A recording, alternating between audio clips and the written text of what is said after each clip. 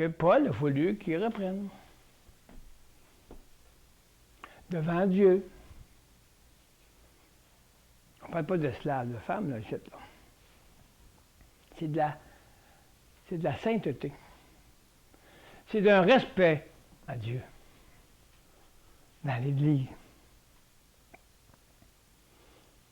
Les chrétiens devaient prendre garde que la culture païenne ne déteigne sur la vie de l'Église de Christ. C'est quoi qu'on voit aujourd'hui? C'est pour ça qu'il nous dit ça. Si on se dit du Seigneur, on va dans les assemblées du Seigneur, puis ça se part des choses du monde. Qu'est-ce que tu témoignes? Tu dis que tu es en Christ, puis tu témoignes le monde. C'est ça, la fausseté. Témoigner la fausseté.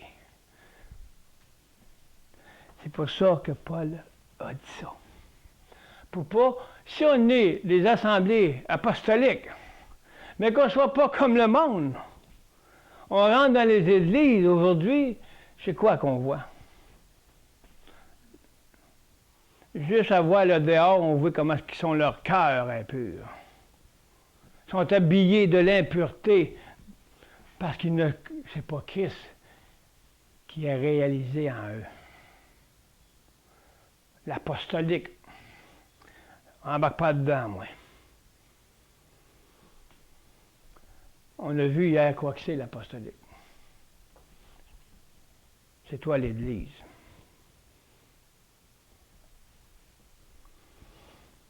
Arrêtons de se faire des ci et des ça pour se sentir toujours coupable, puis ça vient me chercher. Si ça vient chercher quelque chose, c'est parce que je ne suis pas mort à cette chose-là.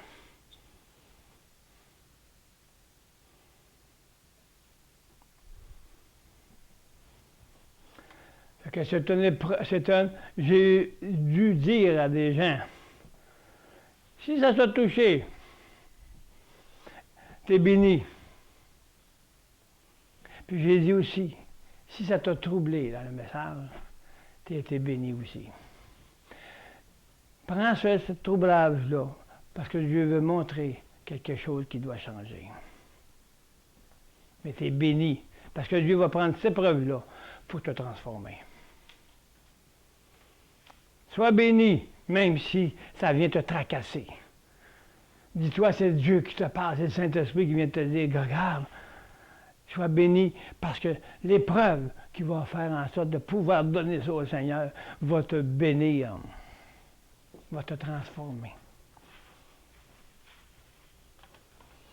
Arrêtons de voir les choses pour nous sentir tout le temps. Comment pouvons-nous avoir un corps sain si notre cœur est impur? Comment pouvons-nous avoir un corps guéri si on a perdu la bénédiction de nos entrailles? C'est Christ en nous là. Sois béni d'entre toutes les femmes. C'est nous la femme.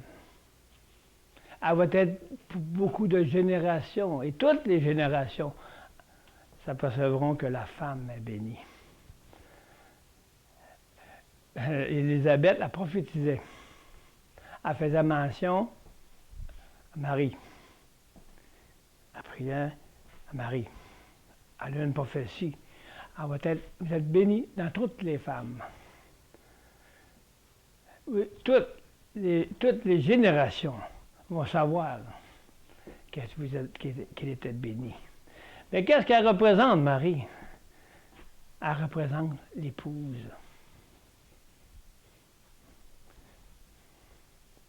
Nous sommes, Élisabeth, Jean est tressailli dans son ventre, parce qu'il savait que Jésus était dans le ventre de Marie. Le témoignage de Jésus a fait en sorte qu'il a fait tressaillir Jean dans le ventre de la mère Élisabeth. Est-ce que nous pouvons voir, t'enseigner Jésus dans le cœur de la personne en avant de moi parce que je ressens l'amour de Christ en chacun, en elle ou en lui. C'est la sainteté.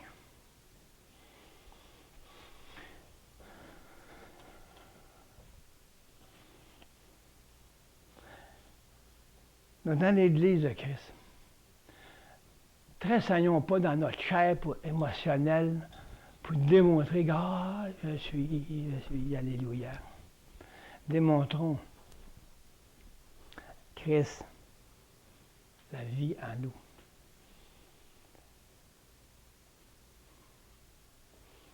Il n'y aura pas de ressentiment d'hypocrisie et d'élévation. Bonjour, bonjour, un coup de couteau dans le dos. Qu'est-ce qui a changé avec l'Église où on était avant dans la mentalité? Ne vous parlez pas des choses du monde. C'est ça que ça veut dire.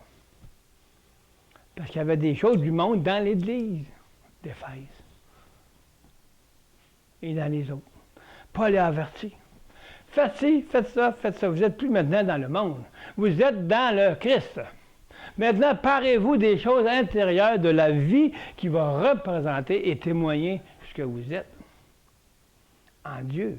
Et soyez pas comme les hypocrites qui vont là et qui s'habillent avec leurs propres affaires, leur propre vie. Paré d'or, en venant, tu sais, là, ils sont là, puis les riches ensemble, les plus pauvres ensemble, puis on met toutes des catégories. Où est l'amour? Le Seigneur m'a envoyé une place dans les pauvres. Je vais vous dire une chose. Ces pauvres-là, ils ont du cœur. Ils n'ont pas d'hypocrisie. Ils sont sincères. Puis ils rentrent dans l'Église, puis ils sont tous ensemble. Tu ressens l'unité. Tu ne ressens pas d'hypocrisie entre eux. Ils s'aiment dans le Seigneur. Pour la mesure qu'ils ont, ils aiment le Seigneur. Puis à cause de cette mesure qu'ils ont, puis qui aiment, qui adorent Dieu à leur façon, ils sont prêts à entendre ce que je dis ce matin. Ils ne se parlent pas d'or, puis arriver ici, puis arriver là, dans leur propre monde. On a tous du monde en nous, mais au moins on ne travaille pas pour ça. On travaille pour se parer de l'or pur.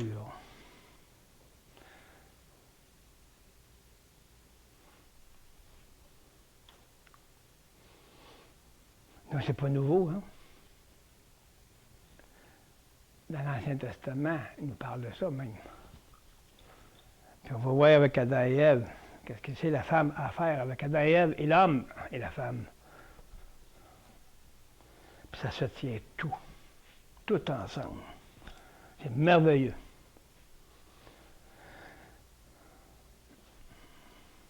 Dans 2:10, mais, il dit, d'œuvres bonnes, comme il convient à des femmes qui font profession de piété. Que la femme s'instruise en silence et avec une entière soumission. Hein? Hey, wow, il vient de le dire, là. Il faut qu'elle ferme sa boîte. On va voir si c'est vraiment ça. C'est ça, mais avec une représentation céleste. Pas avec une représentation. C'est ça. Non. Ce message est très important. C'est la base de toutes les assemblées. On a commencé avec ça, hein, avec un pasteur Désiré en Afrique, puis il va continuer, parce que c'est la base de tout. Après ça, on construit. On continue à construire. On ira d'aller plus loin, mais si on n'a pas ça pour commencer, regarde, l'Église, elle n'a pas d'Église.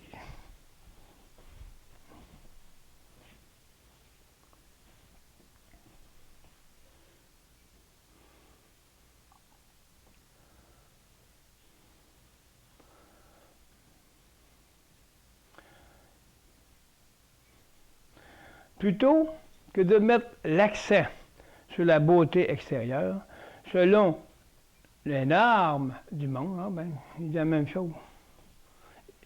Il y a plusieurs personnes, là, comme je disais, qui ont vu ça, qui ont le même commentaire. C'est pas n'importe qui, là.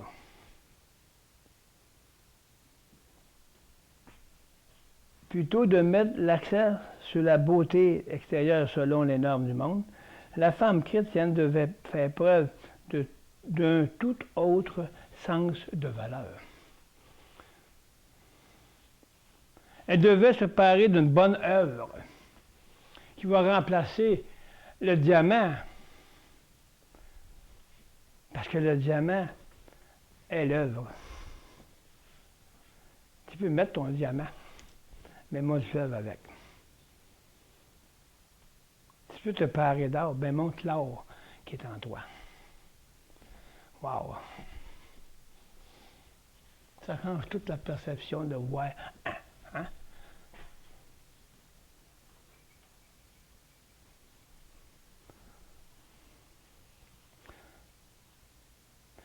Ce qui devait les rendre attirantes aux yeux des autres, c'était leur service fidèle au nom de Christ. Au nom. Si le Seigneur t'appelle à servir dans l'Église, bien c'est fidèle. Si tu te pars de quelque chose, mais sois le modèle de qu'est-ce que tu es en Christ.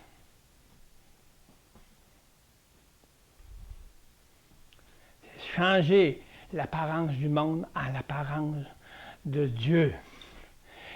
C'est là que tout se tient.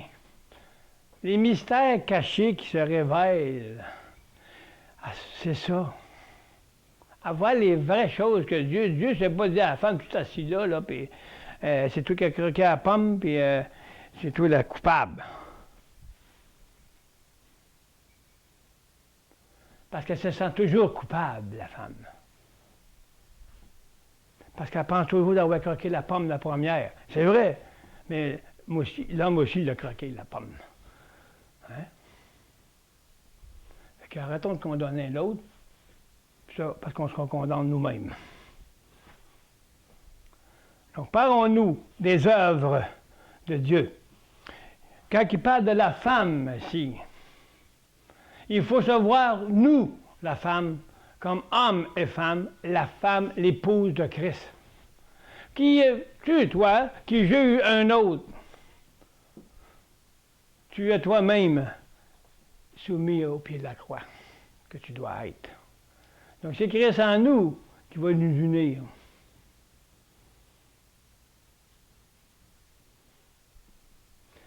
C'est l'œuvre, de la bonne œuvre de Christ en nous qui va unir le peuple de Dieu.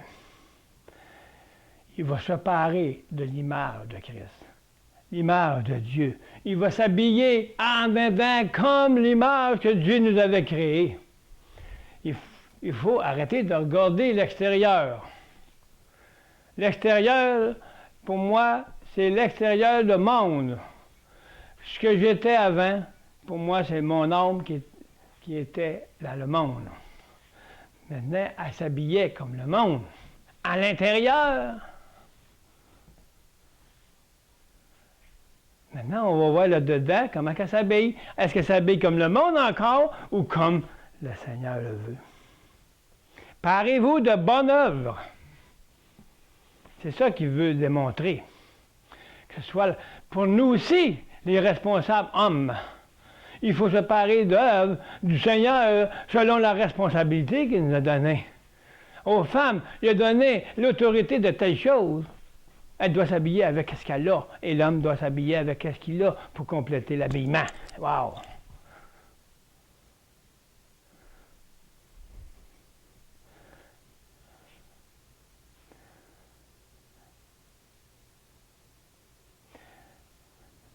Le service fidèle au nom de Christ. Il faut comprendre cependant que Paul ne leur demandait pas de se rendre peu attrayant, mais tout simplement de rejeter le sens. Écoutez bien ça, wow, c'est merveilleux. C'est ça, c'est merveilleux, parce que ça confirme tout. Écoutez bien. Fidèle, c'était le service fidèle au nom de Christ. Et il faut comprendre, cependant, que Paul ne leur demandait pas de se rendre peu attrayants. Il ne les a pas de se déshabiller de leur paré d'or et d'enlever le bracelet, puis enlever le bout d'oreille, puis enlever tout ça. C'est pas ça que Paul dit, qu'il veut me démontrer. Quand il dit, lui aussi, hein. Il dit lui aussi parce que c'est ça que je vois. C'est ça que Dieu m'a révélé. Puis un matin, il m'a dit la confirmation, je te la donne. Il faut comprendre cependant que Paul ne leur demandait pas de se rendre peu attrayants, en voulant dire mal habillés, puis ainsi de suite, mais tout simplement de rejeter le sens des valeurs des gens du monde, à ce qui avait trait à la beauté pour adopter les normes célestes. C'est clair? Je ne l'avais pas lu. Tout simplement rejeter les choses du monde intérieur pour que prendre les normes célestes à l'intérieur.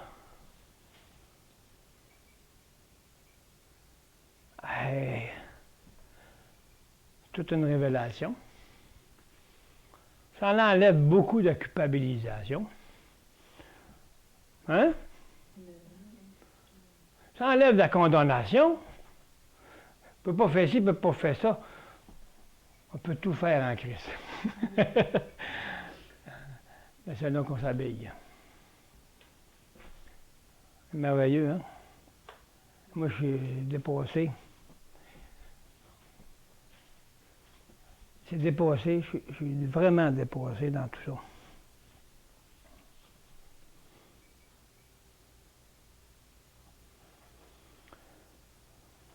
Adopter les normes célestes. 1 Samuel 16,7, si vous voulez le prendre en note. On s'attendrait à rien de moins des femmes qui font profession de servir Dieu. C'est clair? Pas plus que ça. Il veut juste démontrer que la femme démontre la profession qu'elle sert Dieu dans son catégorie, dans la côte, dans sa mesure qu'elle a, que nous avons, nous, l'épouse. Il faut toujours voir la représentation de ce qu'il dit, la parole.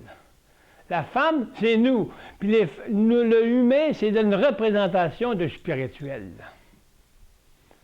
L'homme spirituel qu'on parlait hier.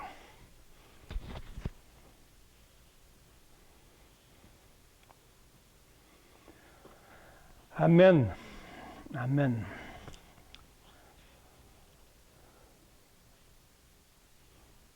On va continuer dans 2:11. Que la femme s'instruise avec silence, avec une entière soumission. Bon. Il y a encore une raison ici. Hein. La raison est qu'elle ne doit pas être au-dessus de l'homme. La raison est qu'elle est instruite en silence parce qu'elle ne doit pas, elle doit être la part et l'accomplissement de l'homme dans son autorité. Donc, le silence veut dire qu'elle ne doit pas recevoir, passer, prendre l'autorité sur l'homme pour être la chef de l'homme. C'est ça qu'on parle. Mais ça ne dit pas de tout se taire dans toute chose. Elle approuve, elle conduit, elle amène ce qui manque de l'homme. L'homme amène une instruction. L'homme amène un enseignement. La femme doit approuver cet enseignement-là. La femme doit compléter l'enseignement. Elle doit compléter l'autorité de l'enseignement. Hey! Ça ne veut pas dire de le faire en silence. Si tu n'as pas le droit de dire un mot. Mais il a sa place. Il a sa place. Elle a sa place très importante. D'être l'accompagnement de l'enseignement. Parce qu'elle est l'autorité qui manque à l'homme.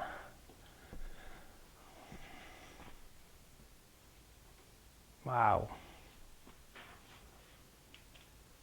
Pour qu'on ait une autorité parfaite, c'est Christ uni à nous, la femme unie à Dieu, et l'exemple de l'Église, la femme et l'homme doivent être de cette façon-là, unis ensemble, pour que la femme approuve l'enseignement. De peu importe l'enseignement, mais de toutes choses. Fait que c'est quoi qui témoigne?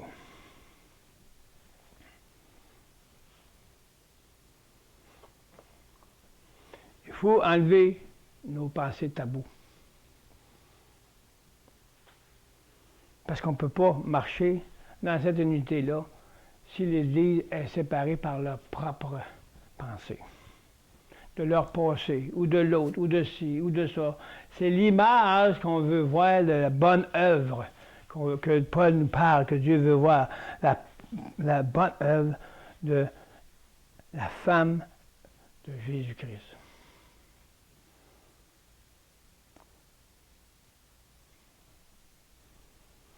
Et si on va donner le commentaire, OK.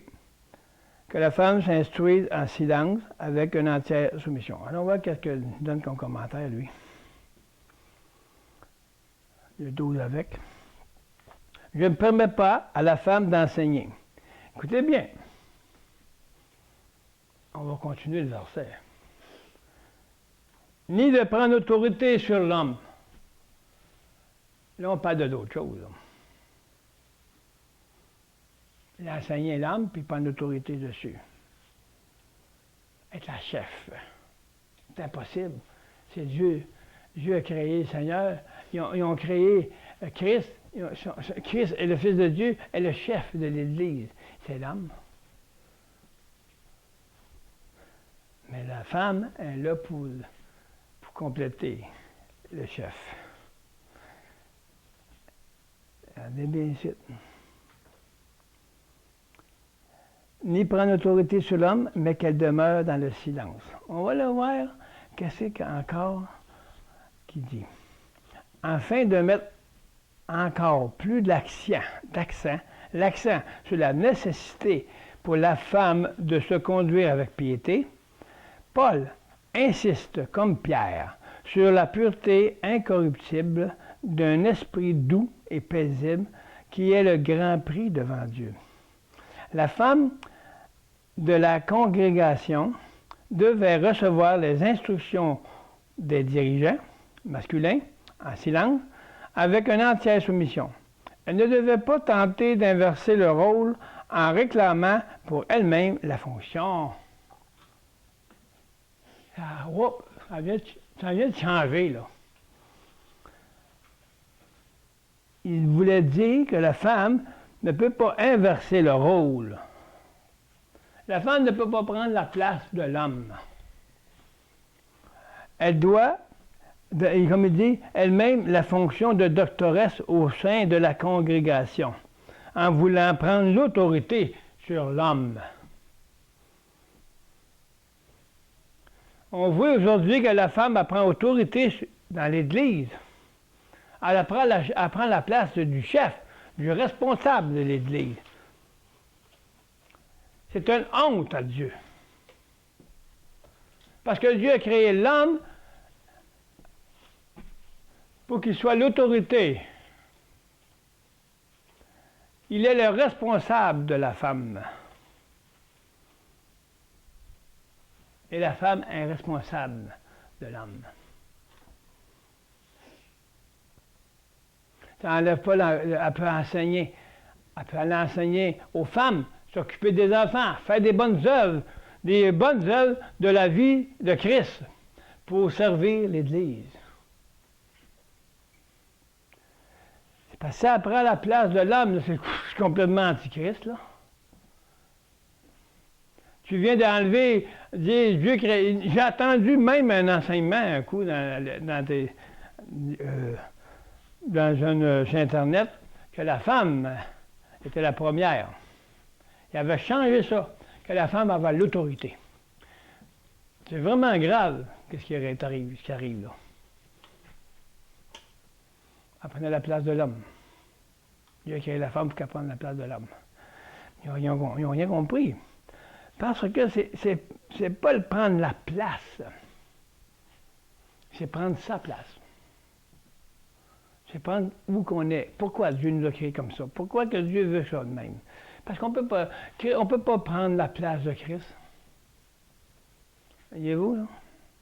C'est pour ça la chronologie est comme ça. L'homme a été créé le premier, c'est l'homme et la femme, et Dieu a fait la femme pour que nous soyons l'exemple de cette femme-là, l'épouse. Donc, comment qu'on peut faire en sorte, bon, ben, on va prendre l'autorité, nous, la femme, sur Christ. Ça n'a pas d'allure. Ça enlève toute l'initiative de Dieu. Fait que toutes les choses que Dieu fait, que nous avons marquées dans la parole, il y a une raison, il faut qu'ils soient à leur place, pour pas que les gens mettent le monde à la place du céleste. Il faut comprendre les pourquoi. Puis c'est pas. Les gens, ils regardent à eux. Ils font ce qu'ils veulent, qu'est-ce qui eux plaît. Donc, quand on commence à rentrer dans les dimensions célestes, wow! On ne voit plus les choses comme ça, comme avant. Parce qu'on ne peut pas prendre la place de Christ. On ne peut pas prendre la place de l'homme. C'est ça la signifie. C'est pour ça que c'est une loi de Dieu. S'il aurait voulu que la femme soit l'autorité, nous l'époux, ou la femme qui est exemple de l'épouse, il aurait fait la femme la première. C'est parce que dans son but, il voulait faire une épouse à son fils, qui pouvait décider elle-même de servir l'homme Christ, qui est devenu notre maître dans sa résurrection, pour qu'on soit unis en lui. C'est ça le plan.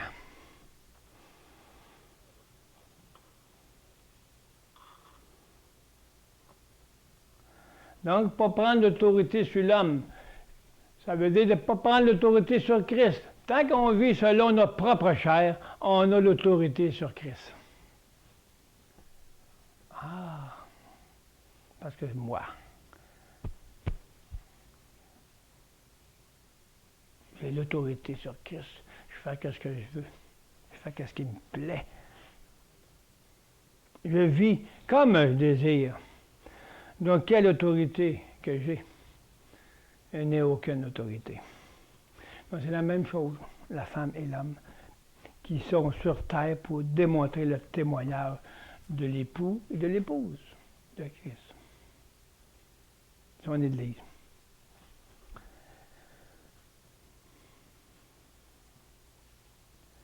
Il devait plutôt écouter littéralement le terme écouter.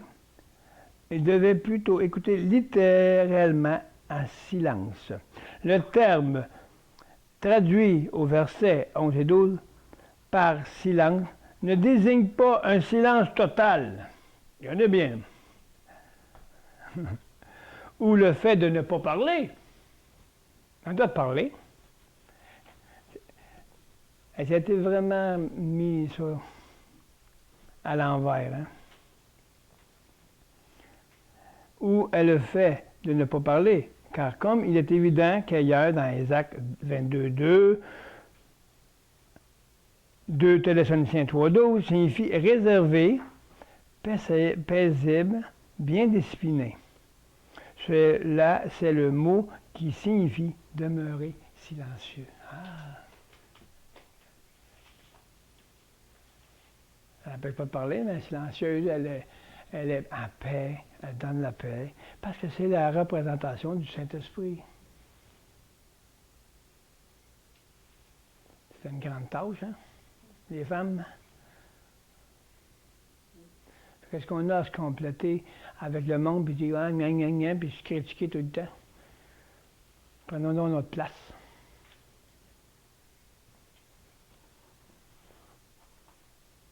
Il signifie réservé, marquez-le. Paisible, ou bien discipliné. C'est le mot qui signifie demeurer silencieux, ne rien dire. Vous pouvez lire dans Luc 18, 39, 1 Corinthiens 14, 38. On va les lire. Puis, le premier, c'est Luc 8, 39.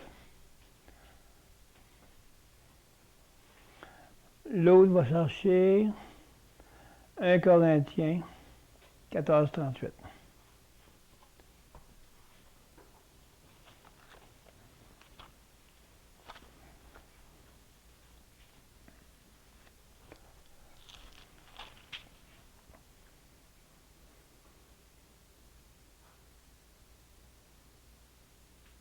C'est ça.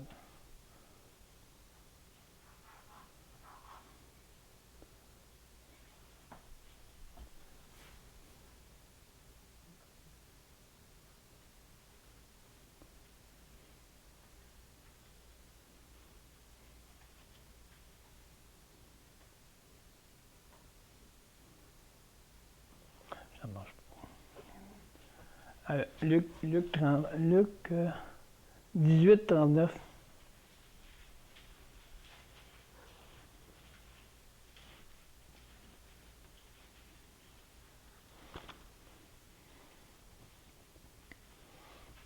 Qui l'a? 18, Oui. Lis-le. Dis-le. Ceux qui marchaient devant le reprenaient pour le faire taire, mais ils criaient beaucoup plus fort, Fils de David, aie pitié de moi. OK. On va continuer. 2,13. Ici, on rentre justement dans l'enseignement de Adam et Ève. Il dit, 2,13, car Adam a été formé le premier, Ève ensuite. Et ce n'est pas Adam qui a été séduit, c'est la femme qui a été séduite, s'est rendue coupable de transgression. On va lire maintenant, on va repenser à l'enseignement. Pourquoi un tel esprit de paix et de la soumission est-il d'un grand prix devant Dieu? Elle a un grand prix devant Dieu. Parce qu'il manifeste une compréhension et une acceptation du dessein de Dieu pour la race humaine. C'est qu'est-ce que je parle? C'est un respect à Dieu, puis c'est la compréhension de ce que Dieu veut pour la race humaine que nous sommes. De quoi qu'on représente sur la terre qui est aux cieux. C'est le dessein que Dieu a dessiné afin qu'on puisse marcher dedans pour représenter le corps de Christ, pour représenter l'époux et l'épouse. C'est le dessein de Dieu pour que nous soyons les témoignages de ce qui est dans les cieux. Comme ailleurs, dans 1 Corinthiens 11, 8, 10, Paul fonda ici son point de vue concernant la relation entre hommes et femmes au sein de l'Église. Oui. Sur le récit de la création de Genèse 2. Wow! C'est ça, j'ai emporté. C'est ça qui m'a confirmé un matin que c'était le dessein de Dieu.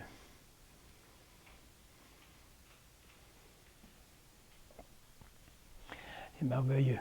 Toutefois, il ne fit aucune mention de la soi-disant malédiction de Genèse 3,16. Le rôle auquel Paul fait allusion ici sont plutôt le fruit du dessein fondamental de Dieu selon Adam et Ève a été selon Adam, lequel Adam a été formé le premier et Ève ensuite. Cette vérité fait référence à bien plus qu'à un simple ordre chronologique. Paul comprit que cette priorité temporelle indiquait que l'autorité avait été donnée à l'homme auquel la femme, l'aide semblable. Ah, l'aide semblable. L'autorité que donne à l'homme, la femme a l'aide semblable à l'homme. C'est ça que j'expliquais hier dans Ève et Adam. Il a créé l'homme à l'image. Il a créé l'homme avec l'homme à son image et la femme a été sortie de sa côte. Parce qu'il a dit, il m'a faire un être vis-à-vis. D'autres paroles disent semblable à lui. Donc, ils sont aussi, ici, selon l'autorité. Paul comprit que cette priorité temporelle indiquait que l'autorité avait été donnée à l'homme, auquel la femme, l'aide semblable à lui. De plus que Paul établit un contraste entre Adam et Ève, Adam n'a pas été séduit. Mais la femme séduite s'est rendue coupable de transgression. Certains chauvins croient que Paul déclarait ainsi que les femmes représentent par leur anxiété type, Ève était plus facile à duper. Pourquoi qu'elle était plus facile? Parce qu'elle était juste une côte. Elle était juste une côte d'Adam. Elle était plus. C'est qu'est-ce que j'ai apporté d'ailleurs? C'est séduire. Et par conséquent, plus sujette aux erreurs que les hommes. Les femmes, disent-ils, ne devraient donc pas enseigner ou occuper une fonction d'autorité dans l'Église. C'est pour ça. Parce qu'elle est portée plus à l'erreur puis plus sensibilité dans ses émotions. Donc, elle ne peut pas être une autorité dans l'Église. C'est l'homme l'autorité, puis la femme, elle complète l'autorité avec l'homme. Parce que la femme qui conduit dans l'Église, ça prend la place de l'homme. Elle est complètement hors du contexte du dessein de Dieu.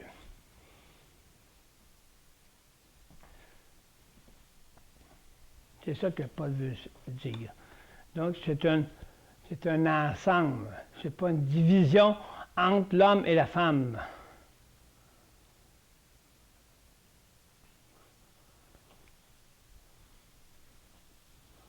C'est grave, c'est grand ce message-là. Parce que ça enlève toutes les divisions. Puis qui crée le problème aujourd'hui dans le peuple de Dieu. La femme qui s'élève, comme elle a fait dans le Jardin d'Éden. Elle s'élève.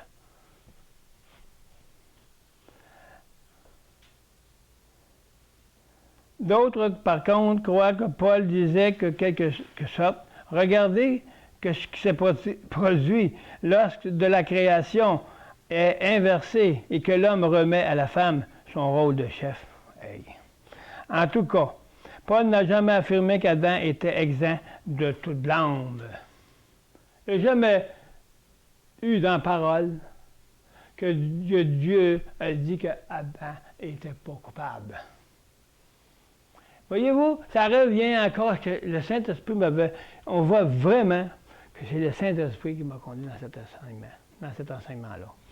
Il dit, la femme, disent-ils, ne devrait pas enseigner ou occuper une fonction d'autorité dans l'Église. D'autre part, contre croit que Paul disait que, quelque sorte, regardez ce qui s'est produit lors de la création est inversé. Et que l'homme remet la femme son rôle de chef. Imaginez-vous. C'est pas ça, il n'y a pas d'inversé. C'est l'homme qui est l'autorité et la femme. Mais à sa place. Elle est à la place de l'autorité de ce qui complète l'autorité de l'homme. Donc elle ne doit pas s'élever au-dessus de Christ, au-dessus de l'homme. Imaginez l'inverse. C'est ça qu'on a vu dans le jardin d'Éden.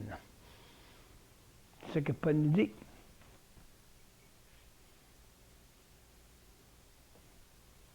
C'est juste une question de compréhension. C'est pas une question de dire l'un est comme ci, puis l'autre est comme ça, c'est la femme qui a fait ci. C'est la faute de la femme.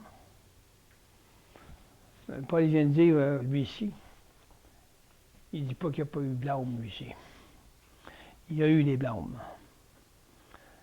Il n'a pas été exempt de tout blâme, car à la chute de l'homme ailleurs, Paul en fait carrément reposer toute la responsabilité sur les épaules d'Adam. Puis c'est sûr, Romains 5, 12, 21, on va le lire.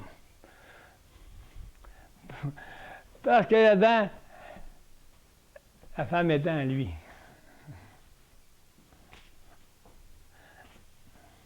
Romains 12, 21. On va aller voir ça aussi. Romains 12.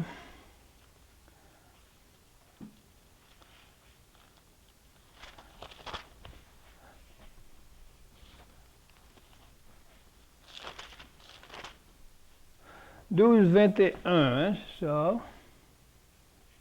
OK, 12, 21. Ne sois pas vaincu par le mal, mais vainqueur du mal par le bien.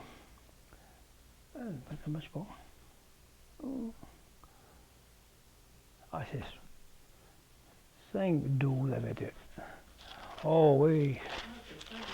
5, 12 à 21, ça ne marche pas.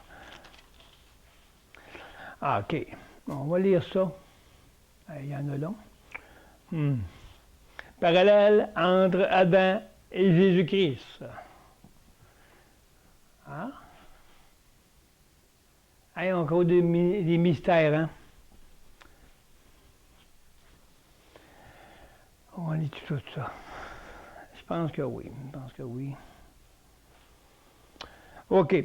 On donne l'enseignement en continuant comme ça.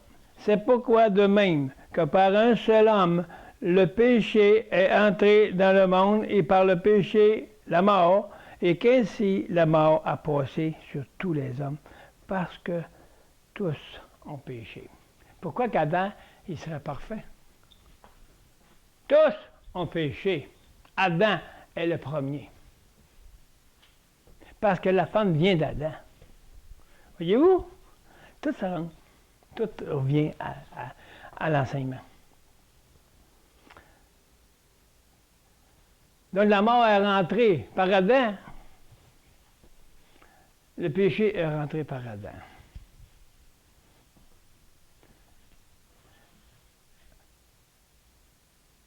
Car jusqu'à la promulgation de la loi, le péché était dans le monde. Mais le péché n'est pas mis en compte quand il n'y a pas de loi. Il vient de nous dire ici, là, il y a eu les lois. La loi qui s'est faite de la chair, qui a fait en sorte de faire des lois pour qu'ils marchent selon leurs désirs.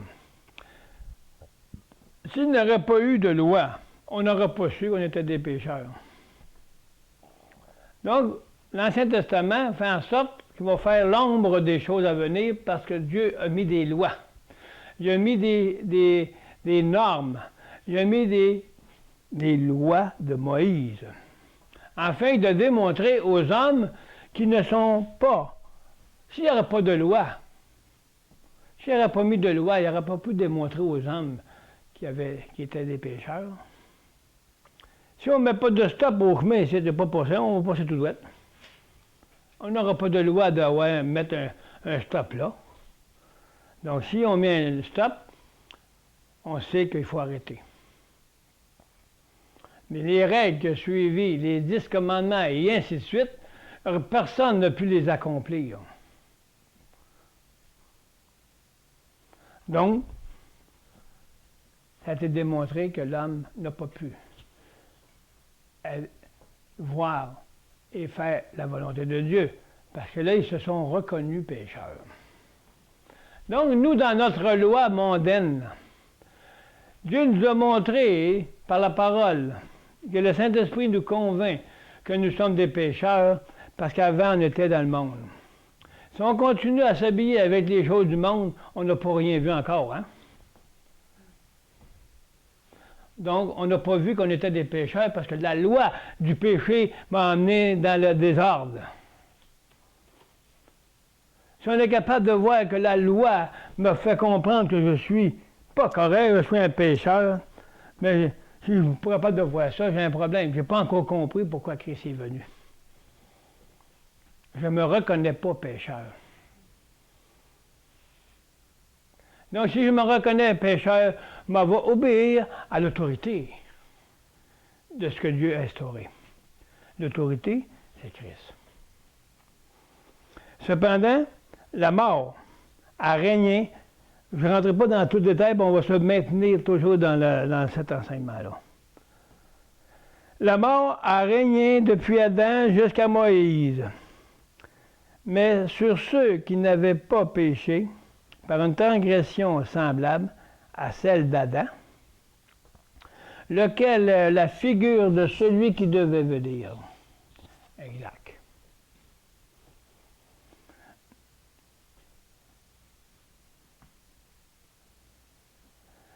Il était l'exemple, la figure de Christ. Parce que Christ, il dit ici, cependant, la mort a régné depuis Adam jusqu'à Moïse, même sur ceux qui n'avaient pas péché, par une transgression semblable à celle d'Adam, lequel la figure de celui qui devait venir. Parce qu'Adam était la figure de Christ, de deuxième Adam. Parce que lui, il a reçu la vie. Mais Jésus est venu, il a vivifié la vie. C'est la différence. Mais il n'y a pas de don gratuit comme de la faute, car si par la faute d'un seul, beaucoup sont morts, et plus autre raison, la grâce de Dieu et le don qui vient de la grâce d'un seul homme, Jésus-Christ, ont été abondamment répandus sur beaucoup. Il s'en va pas de ce don du péché d'un seul homme, car le jugement après une seule faute aboutit à la condamnation.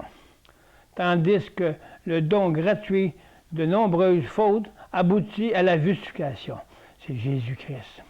C'est par la faute d'un seul, le mort a régné par lui seul, à bien forte raison, ceux qui reçoivent l'abondance de la grâce et du don de la justice régneront-ils dans la vie par le seul Jésus-Christ. Ainsi comme une seule faute, la condamnation s'étend à tous les hommes, de tout même par un seul acte. Justice, la justification qui donne vie, s'étend à tous les hommes. En effet, comme la désobéissance d'un seul homme, beaucoup ont été rendus pécheurs. De même, par l'obéissance d'un seul homme, beaucoup seront justifiés. Or, la loi a intervenu pour que la faute soit amplifiée, mais là où le péché s'est amplifié, la grâce a surabondé. De la sorte que comme le péché a régné avec la mort, ainsi la grâce règne par la justice pour la vie éternelle par Jésus-Christ, notre Seigneur. Il y a deux choses, la mort et la vie. Si on veut marcher dans la mort, on va continuer à marcher dans l'image qu'on était. On va continuer à marcher dans l'ordre du monde. Mais on a l'ordre de la vie, que la grâce, c'est la justification. C'est Jésus-Christ qui est la grâce. Sa vie qui va surabonder sur notre ancienne vie. C'est ça le choix. Puis si on fait faire en sorte de laisser surabonder la justice, mais on va écouter la parole, on va faire en sorte que l'autorité soit à sa place, puis on va juste dire, me voici, Seigneur. Amen.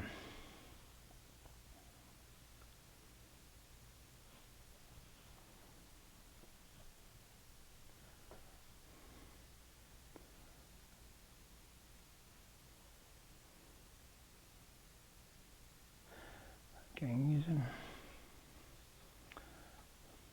Donc, on comprend bien ici que, oui, Adam a été le premier, puis Paul, il nous dit en plus, on voit très bien que la femme n'est pas seulement la faute, c'est l'homme. Tout dépend de l'homme. Parce que l'homme et la femme sont ensemble.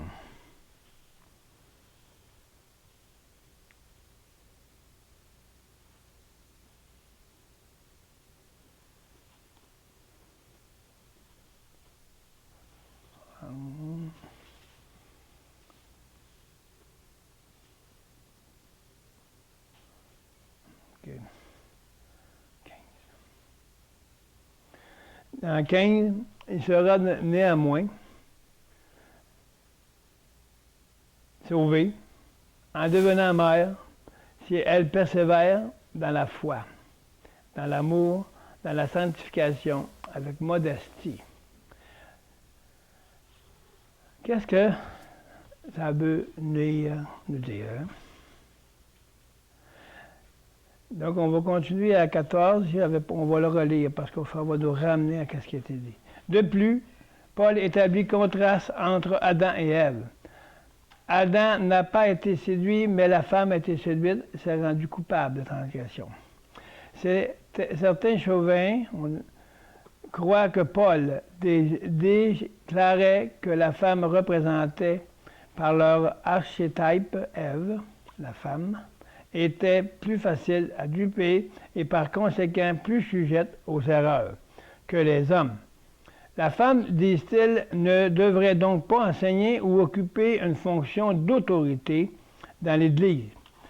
Ça ne parle pas, ici on peut voir aussi que ça dépend de l'autorité. Ça dépend de la responsabilité qui ont la femme. Et les femmes diacres. Les femmes diacres, c'est juste, il appelle Paul, c'est une servante. Elle ne fait pas le rôle d'un diacre. Elle est là comme servante aux tables, comme le diacre. Mais elle est dans une façon, non pas comme le diacre, qui est, comme on va voir tantôt, qui est marié d'une seule femme, et ainsi de suite. La femme, elle peut faire le diacre, c'est une servante. Si elle n'est pas mariée, ça n'est pas selon les normes. C'est l'homme qui est le diacre, et la femme du diacre doit être comme étant l'accompagnement de son mari dans l'autorité. Mais on met des servantes dans l'Église.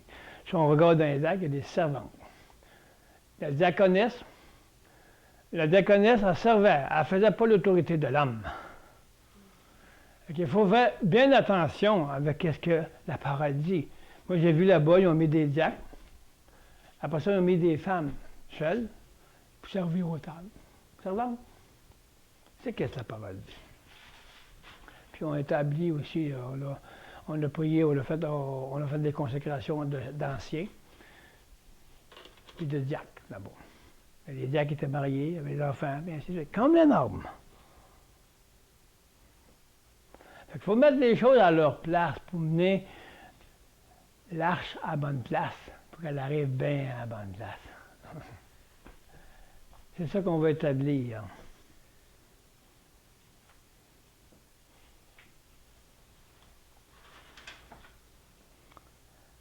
Regardez ce que se produit l'ordre de la création est inversé et que l'homme remet la femme le rôle de chef. En tout cas, Paul jamais affirmé qu'Adam était exempt de tout blâme quant à la chute de l'homme. Ailleurs, Paul, c'est ça qu'on a lu tantôt, ailleurs, Paul, en effet, carrément reposé toute la responsabilité sur l'homme, parce que l'homme fait partie de la femme. Amen.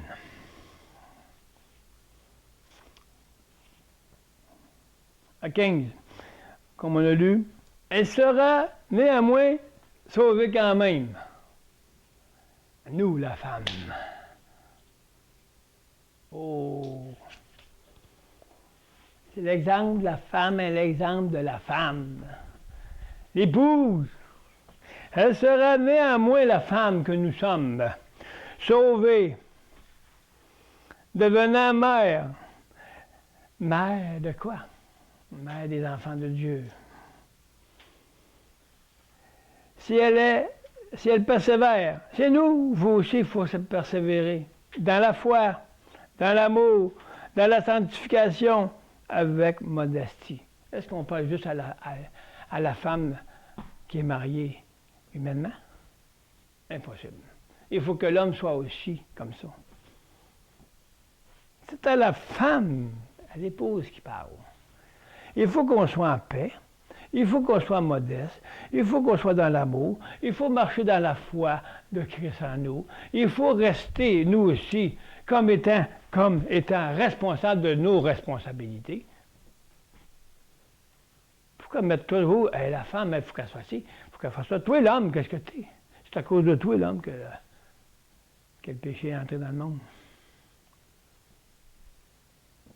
Tu sais, hein, ça change gros des affaires. Mais c'est la vérité. Lui, il dit, on va voir il s'agit ici d'un verset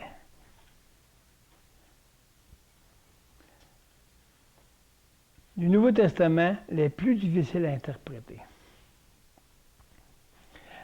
L'énoncé sauvé est l'énoncé sauvé en devenant mère donne lieu à plusieurs interprétations protégées physiquement tout au long du processus difficile et dangereux de l'enfantement. Persévérer de l'insignifiance au moyen de son rôle au sein de la famille, sauvé par l'ultime moyen de la naissance de Jésus-Christ, le Sauveur, référence indirecte. Voilà. Vous comprenez là? C'est spécial. Persévérer au moyen de son rôle au sein de la famille, sauvé par l'ultime moyen de la naissance de Jésus-Christ, le Sauveur. Référence dans Genèse 3:15. Protégé de la corruption de la société en demeurant à la maison pour élever ses enfants, l'interprétation de ce verset se complique encore davantage à cause de la proposition conditionnelle de la fin. Si elle, c'est-à-dire la mère, persévère avec modestie dans la foi, dans l'amour, dans la sainteté, peu importe la façon dont on interprète la première partie du verset, il ne fait aucun doute que cette première proposition ne pouvait se réaliser qu'à la condition que la femme accepte de pratiquer ces 4 vertus. C'est pourquoi la deuxième des interprétations mentionnées ci-dessous semblable être le meilleur. La femme trouvera sa plus grande satisfaction et le plus grand sens à sa vie, non pas en voulant s'approprier le rôle d'homme, mais accomplissant le dessein de Dieu pour elle en tant qu'épouse et mère, avec modestie, retenue dans la foi, dans l'amour et la sainteté.